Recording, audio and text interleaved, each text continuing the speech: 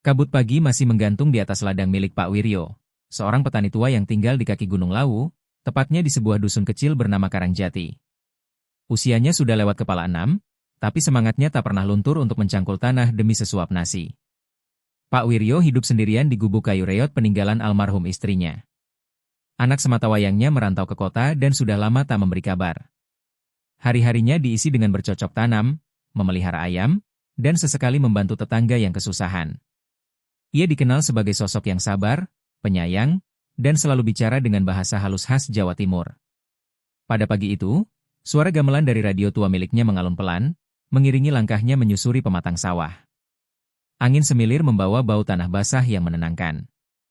Tapi dari balik keindahan itu, hidup Pak Wiryo tetap penuh perjuangan.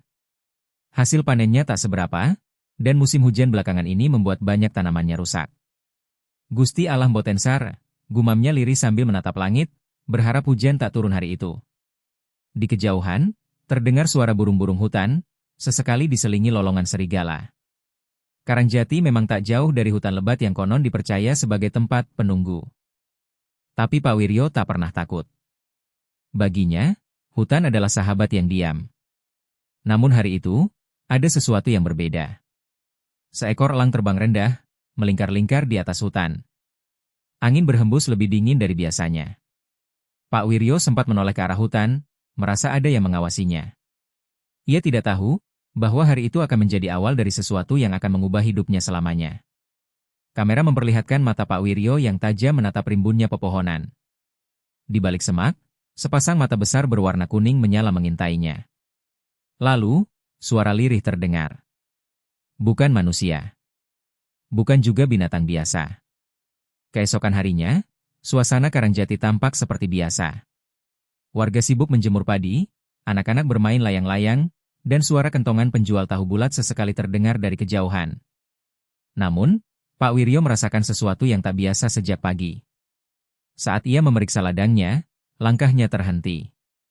Di antara pematang sawah yang masih basah karena hujan semalam, ada jejak aneh. Bentuknya besar, menyerupai cakar, tapi terlalu besar untuk anjing atau kucing hutan. Bahkan tapaknya lebih lebar dari telapak kaki manusia dewasa. Astagfirullah, opo iki? Gumamnya pelan, lalu jongkok dan menyentuh jejak itu. Bekas lumpur masih segar. Jejak itu mengarah ke sisi barat, ke arah hutan alas gede, tempat yang selama ini jarang dijamah manusia. Dulu, orang-orang desa percaya bahwa di dalamnya tinggal makhluk gaib penjaga hutan. Namun Pak Wiryo hanya menggelengkan kepala, mencoba menepis pikirannya sendiri. Di sore hari, saat hendak pulang, ia kembali melewati area itu, dan betapa terkejutnya ia ketika melihat sesuatu yang lebih mengejutkan dari sekadar jejak, setumpuk rumput rusak dan bercak darah kering. Di tengahnya, ada sehelai bulu besar, belang keemasan. Iki, bulu harimau, napasnya tercekat. Pak Wiryo menelan ludah. Harimau memang diyakini punah di Jawa sejak lama. Tapi, jika itu benar, bagaimana bisa ada bulu dan jejaknya di sini? Malam itu, Pak Wiryo tidak bisa tidur. Ia menyalakan lampu sentir, duduk di depan rumah sambil menatap gelapnya arah hutan. Hatinya gelisah, pikirannya berkecamuk antara rasa takut dan rasa ingin tahu. Dalam diam, ia berdoa pelan, bukan untuk keselamatan dirinya, tapi entah kenapa, untuk makhluk yang mungkin terluka di dalam sana. Di dalam hutan, suara rintihan rendah terdengar di antara pepohonan. Suara berat, lemah, dan penuh penderitaan. Seekor makhluk besar tergeletak di bawah pohon, tubuhnya luka, perutnya buncit, mengandung. Pagi hari, kabut masih menyelimuti Karangjati. Tapi di rumah Pak Wiryo, suasananya tak setenang biasanya. Ia duduk termenung di bel bambu, wajahnya pucat dan mata sembab karena kurang tidur. Dalam hatinya ada kegelisahan yang belum pernah ia rasakan sejak lama. Kalau benar itu harimau, kenapa bisa sampai sini? Dan kenapa terluka? Pertanyaan itu berulang kali menghantui pikirannya. Menjelang siang, ia memutuskan untuk mencari tahu sendiri. Dengan membawa bekal seadanya, sebotol air, sebungkus nasi bungkus, dan senter tua, Pak Wiryo melangkah ke arah barat, ke jalan setapak menuju hutan alas gede. Langkahnya pelan tapi pasti. Hutan itu sudah lama tak dijamah warga. Rerumputan tinggi, akar pohon menjalar seperti ular, dan suara serangga menjadi satu-satunya musik yang menemani. Semakin dalam ia masuk, Suasana semakin sunyi. Burung-burung tak lagi berkicau. Udara menjadi berat. Lalu, ia mendengarnya. Rintihan. Suara lirih, pelan, seperti napas yang terengah-engah. Suara itu bukan manusia, tapi jelas berasal dari makhluk hidup. Pak Wiryo mengikuti suara itu, menyibak semak belukar, hingga akhirnya, di bawah pohon beringin tua, ia melihatnya. Seekor harimau. Besar, dengan bulu loreng keemasan yang kusam oleh debu dan luka. Tubuhnya terbaring lemah, perutnya membesar. Harimau itu sedang hamil dan tampak kesakitan. Pak Wiryo membeku. Jantungnya berdegup kencang, tangannya gemetar. Tapi tatapan sang harimau tak menunjukkan amarah. Justru sebaliknya, ada luka di matanya. Bukan hanya luka fisik, tapi juga penderitaan. Ya Allah, kowe yeso tekan kene. Enduk, lirih Pak Wiryo, seperti bicara pada makhluk yang bisa mengerti. Ia perlahan mendekat. Harimau itu hanya menggeram lemah, lalu kembali meringkuk. Ada luka besar di kakinya, mungkin karena perangkap pemburu atau ranting tajam. Tanpa sadar, air mata Pak Wiryo mengalir. Entah karena takut, kasihan, atau keduanya. Tenang, enduk, aku ora bakal gawe cilaka. Aku bantuin kowe, insya Allah. Pak Wiryo membuka kantong plastik bekalnya, merobek kain sarungnya, dan mulai membersihkan luka sang harimau. Dari balik semak, sepasang mata lain memperhatikan mereka dalam diam. Bukan manusia. Dan bukan hanya satu pasang mata. Di tengah pagi berkabut, Pak Wiryo, petani tua dari lereng Gunung Lawu, mendengar rintihan pelan di antara semak belukar. Dengan hati-hati ia mendekat dan tertegun ketika melihat seekor harimau betina terluka parah, tubuhnya besar namun lemah, dan perutnya membesar tanda hendak melahirkan. Bukan ketakutan yang muncul dalam diri Pak Wiryo, tapi iba. Ia menatap mata sang raja hutan yang menyiratkan permohonan. Desa geger. Isu harimau buas berkeliaran menyebar cepat. Warga menuding keberadaan makhluk itu sebagai kutukan karena hutan keramat diganggu. Ketika Pak Wiryo tak sengaja berkata jujur kepada tetangganya bahwa ia melihat harimau itu, ia langsung dituduh menyimpan bahaya. Bisikan berubah jadi amarah. Pak Lurah datang bersama beberapa warga. Mereka memaksa Pak Wiryo menunjukkan lokasi harimau itu. Tapi Pak Wiryo menolak, ia takut jika binatang itu diburu atau dibunuh. Ia mengaku hanya bermimpi agar tak menimbulkan kecurigaan. Tapi ancaman datang. Jika ia menyembunyikan sesuatu, ladangnya akan disita karena belum lunas pajak. Harimau betina semakin lemah. Luka di perutnya bernanah. Pak Wiryo bingung harus mencari bantuan kemana. Ia mulai merawatnya dengan daun-daun hutan dan air garam, sambil bicara lembut layaknya anak sendiri. Dalam peluk kabut malam, hewan itu mulai percaya padanya. Pak Wiryo nekat turun ke kota. Ia datangi kantor dinas kehutanan, tapi ditolak mentah-mentah karena tidak membawa bukti. Bahkan ia dianggap gila. Satu-satunya harapan tinggal pada seorang dokter hewan muda bernama Intan, yang tertarik mendengar ceritanya. Intan datang diam-diam ke desa, menyamar sebagai turis. Ia dan Pak Wiryo berjalan diam-diam ke hutan. Intan tercengang saat melihat harimau itu.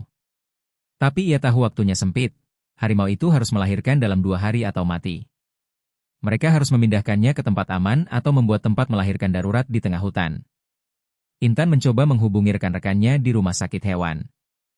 Namun, karena ini menyangkut harimau liar dan tidak adanya surat resmi, permintaan itu ditolak.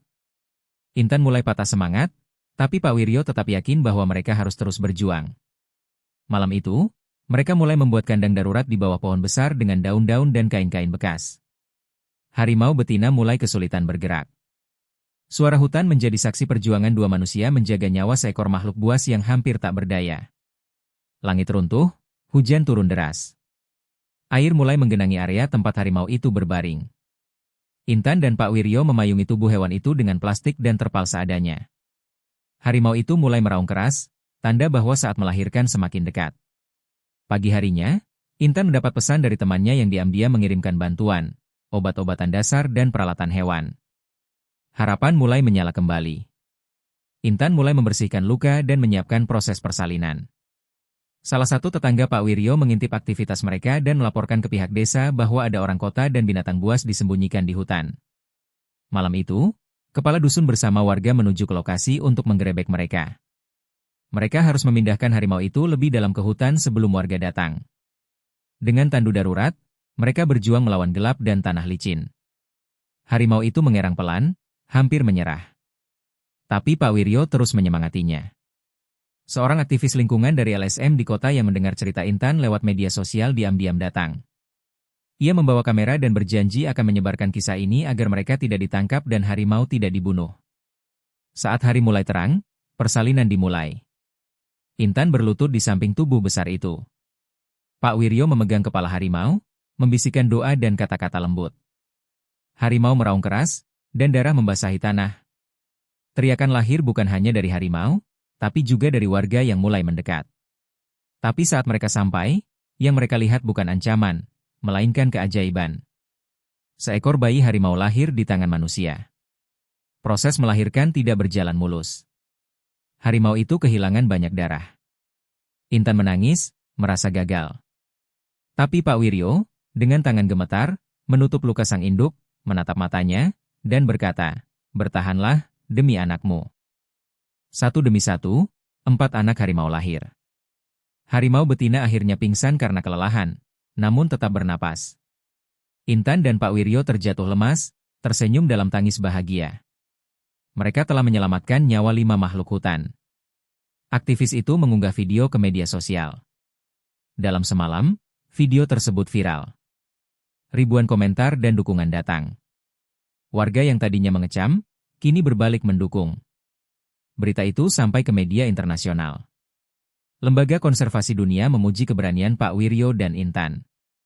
Nama mereka menjadi simbol perdamaian antara manusia dan alam. Pemerintah pusat datang ke desa. Menteri Kehutanan secara langsung memberi penghargaan kepada Pak Wiryo, termasuk dana bantuan untuk lahan dan rumah barunya. Intan ditawari posisi strategis di Lembaga Konservasi Nasional. Pak Wiryo menjadi narasumber di berbagai forum lingkungan. Tapi ia tetap rendah hati, menolak tinggal di kota, memilih hidup sederhana di lereng gunung, menjaga alam seperti biasa. 1 bulan kemudian, Pak Wiryo kembali menanam padi. Ladangnya kini lebih subur dari sebelumnya. Setiap pagi, ia melihat dari jauh, anak-anak harimau bermain di balik hutan. Suatu sore, terdengar suara harimau kecil di pinggir ladangnya. Salah satu anak harimau menghampirinya, seakan mengenal aroma tangan tua yang dulu menolong ibunya. Pak Wiryo tersenyum. Harimau betina yang dulu ia tolong muncul kembali, kini sehat. Ia hanya datang sebentar, menatap Pak Wiryo dari kejauhan. Lalu menghilang kembali ke dalam hutan. Seolah mengucapkan terima kasih. Cerita itu ditulis dalam buku, diajarkan di sekolah, dan menjadi inspirasi nasional. Tapi bagi Pak Wiryo, ia bukan pahlawan. Ia hanya seorang petani yang percaya, setiap makhluk hidup, sebuas apapun, berhak diselamatkan.